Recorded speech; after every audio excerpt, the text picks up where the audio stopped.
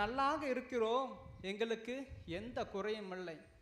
டவுசர் இல்லை என்று குழந்தைகள் அழுவார்கள், ஓங்கி ஒரு அடி கொடுப்போம், அழுது கொண்டே ஓடி வருவார்கள். கரை படிந்த பூ இழந்த பழைய வேட்டி சேலைகள் சந்தையில் விசாலமாக கிடைக்கின்றது, நாங்களும் வாங்கி உடுத்து கொள்கின்றோம். திறந்தவெளி காற்று எல்லோருக்கும் சொந்தம். இச்சையை தணிக்க எப்படியும் இரவில் ஒரு இருட்டு வருகின்றது. இதோ நாங்கள் தலை சாய்ந்து கால் நீட்டி படுத்து உறங்க தாறு விரித்த பிளாட்ஃபார்ம் இருக்கின்றது, எங்களுக்கு எந்த குறையும் இல்லை.